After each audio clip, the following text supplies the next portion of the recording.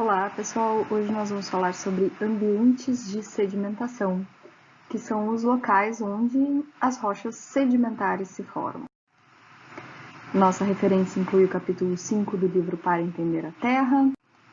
Essa é uma aula bastante rápida, em que nós vamos falar sobre alguns tipos de bacia, os ambientes de sedimentação e os ambientes siliciclásticos e carbonáticos. Então, os sedimentos, tendem a se acumular em depressões na crosta terrestre, e essas depressões elas são formadas por processos que nós chamamos de subsidência, nos quais uma área da crosta afunda em relação às outras, muitas vezes pelo próprio peso da sedimentação, Então, as bacias sedimentares são regiões de extensão variável, onde ocorrem associados processos de sedimentação e subsidência, um influenciando o outro, formando uma espessa sequência de sedimentos e rochas sedimentares.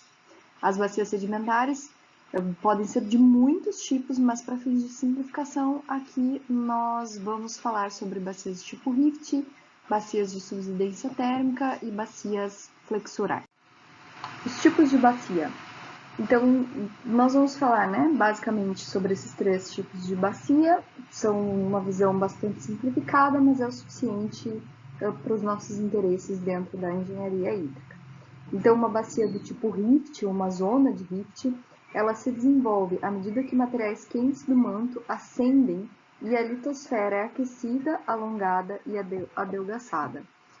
Quando isso ocorre, forma-se uma região que é chamada de Rift Valley, onde são depositados sedimentos ígneos e rochas sedimentares de forma intercalada.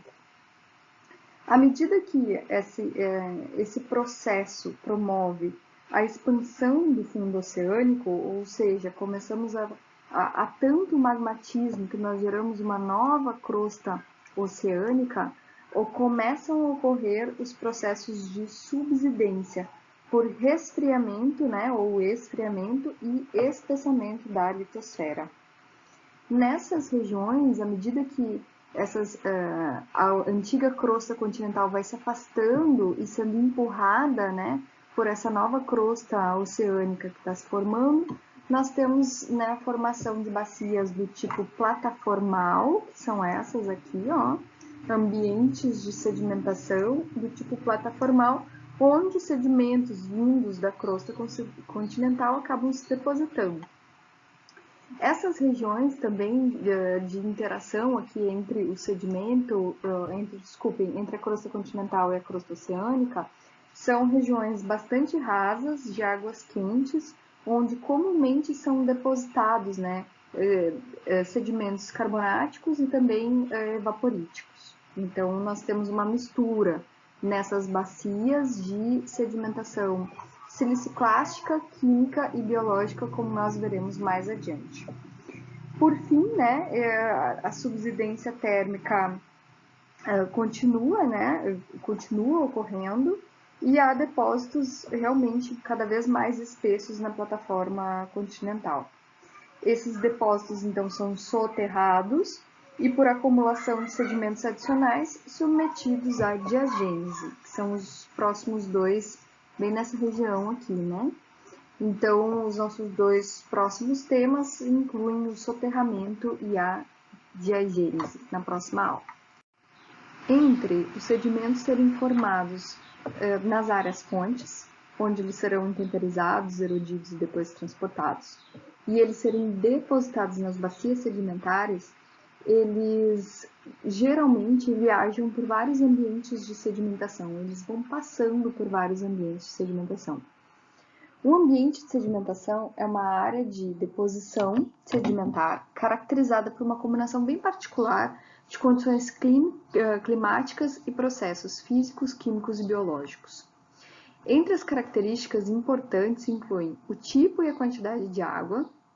Então, nós temos ambientes, o oceano, lagos, rios, oceanos, lagos e rios são ambientes de sedimentação. Os tipos e as forças de agentes de transporte, se esses sedimentos são transportados pela água, pelo vento ou pelo gelo. O relevo, se nós estamos numa região de planície, regiões baixas ou montanhosas.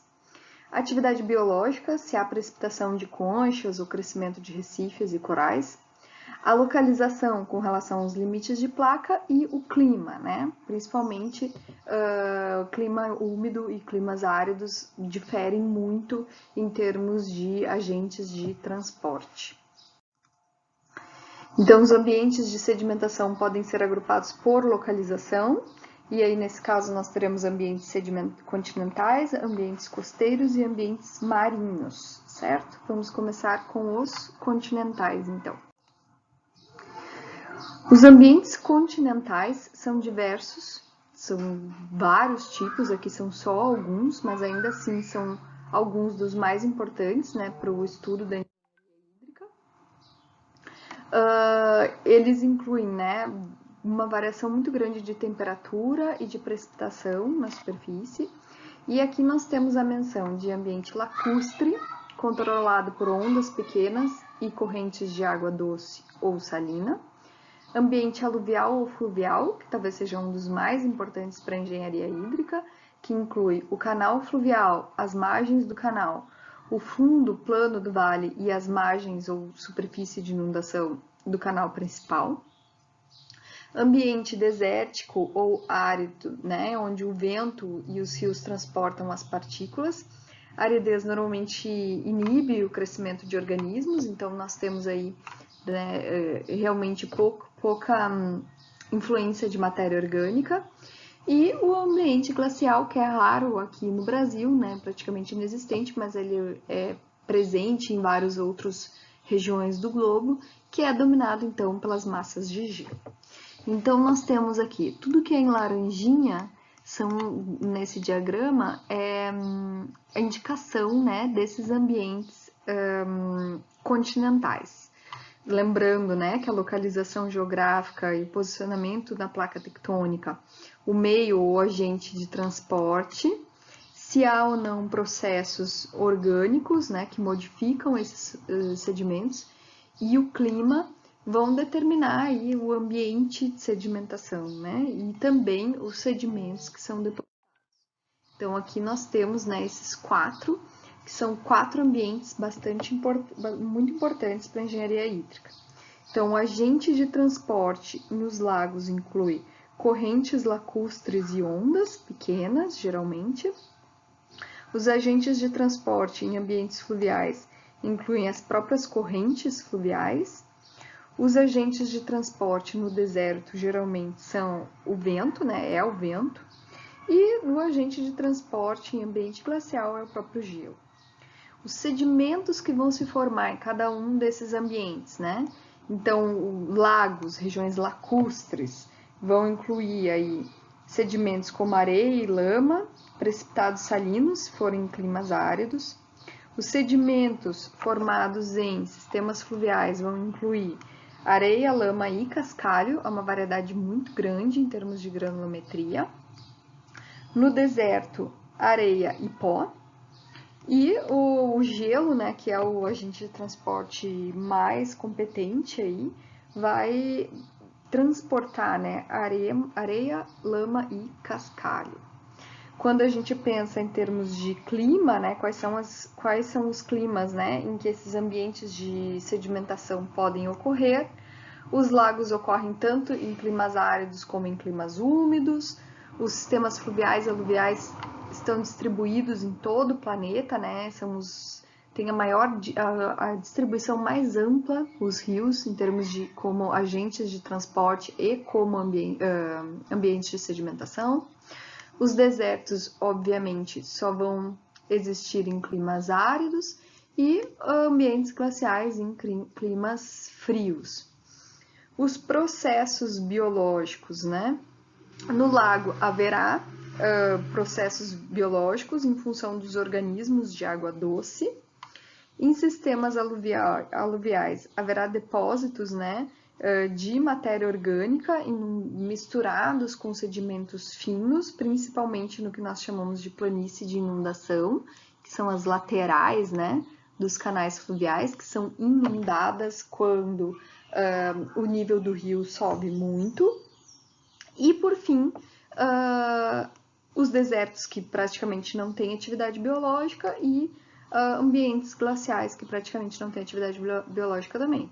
Então, do ponto de vista da engenharia hídrica, os lagos e os ambientes fluviais são disparados, né, os mais significativos, mais importantes para o estudo das águas superficiais, mas nesse caso aqui nós estamos pensando nesses ambientes, né, antigos, nesses paleoambientes em que as rochas que nós vemos hoje foram formados.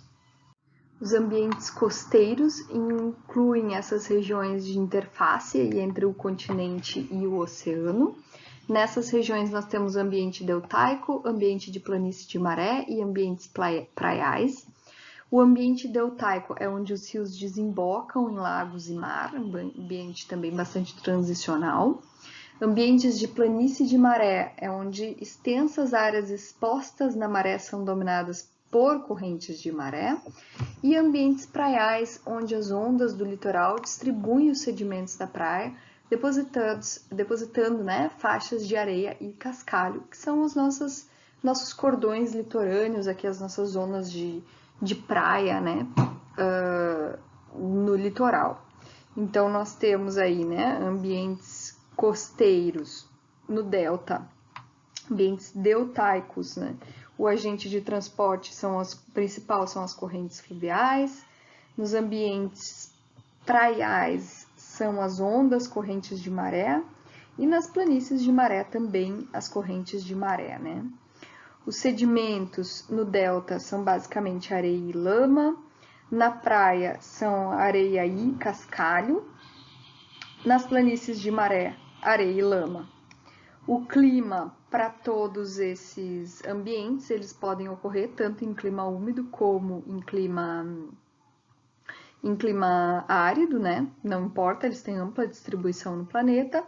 E os processos biológicos, então, no delta inclui soterramento de vegetais, né? De detritos vegetais. Na praia tem pouquíssima atividade orgânica e na planície de maré nós temos organismos aí misturados com sedimentos. Os ambientes marinhos, eles são geralmente divididos com relação à profundidade das águas, que determina os tipos de correntes que estão presentes. Então, nós temos 4 subdivisões para os ambientes marinhos e eles estão aqui indicados, ó, como bolinhas azuis. Então, nós temos ambiente de plataforma continental, ambiente de recifes orgânicos, ambiente de encosta e de margem de talude continental e ambientes marinhos. Então, vamos dar uma olhada com um pouco mais de calma nesses ambientes. Nós temos como agente de transporte, tá? No marinho profundo, correntes oceânicas e correntes de turbidez. Na plataforma continental, ondas e marés. Nos recifes orgânicos, da mesma forma, ondas e marés. E na margem continental, correntes oceânicas e ondas. Notem que nos recifes orgânicos, né, haverá sedimentação química ou biológica através justamente dos recifes e dos corais. Os sedimentos que são encontrados nesse ambiente, né, sedimentos siliciclásticos aqui nesse caso, como lama e areia em mar profundo, areia e lama em plataforma continental, ali nos recifes orgânicos, agora sim, organismos calcificados, e na margem continental, talude, lama e areia. A atividade biológica, né, com certeza vai ser mais intensa nos recifes orgânicos, mas também pode acontecer tanto no mar profundo, através da deposição de restos de organismos, da mesma forma na plataforma continental e na margem continental de talude, sempre vai haver, né, deposição de restos de organismos, mas realmente, né, a atuação mais intensiva é ali nos recifes orgânicos. Os ambientes de sedimentação, eles podem ser agrupados não apenas pela sua localização, mas também pelos tipos de sedimentos que são encontrados neles, ou mesmo pelo processo dominante de formação desses sedimentos.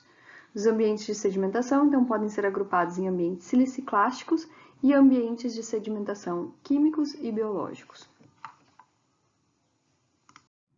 Os ambientes de sedimentação siliciclásticos são ambientes, né, o nome já diz, principalmente constituídos, né, por sedimentos siliciclásticos.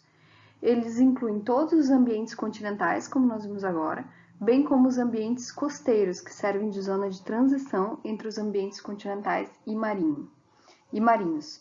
Nessa categoria estão também os ambientes oceânicos de plataforma continental, na margem continental e oceânico profundo, onde areias e lamas siliciclásticas são depositados. Os sedimentos que se depositam nesses ambientes também são chamados de sedimentos terrígenos.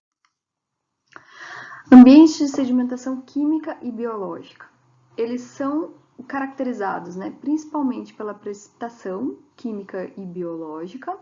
São considerados ambientes carbonáticos, né, que são locais marinhos, onde o carbonato de cálcio, principalmente secretado por organismos, é o principal sedimento. Então, são carapaças calcárias, né, restos de animais. São ambientes nos quais essa sedimentação química é abundante, né, e existem centenas de espécies de moluscos e outros organismos invertebrados, bem como algas, que secretam conchas e esqueletos carbonáticos. As populações desses organismos vivem em diferentes profundidades e, quando morrem, essas conchas se acumulam para formar sedimento. Os carbonatos, com exceção daqueles de mar profundo, são encontrados dominantemente em regiões oceânicas tropicais e subtropicais. Essas regiões contêm principalmente os recifes orgânicos, praias de areias carbonáticas e planícies de maré, onde esse tipo de sedimento pode ser identificado. Na próxima aula, nós veremos como atua o soterramento e a diagênese.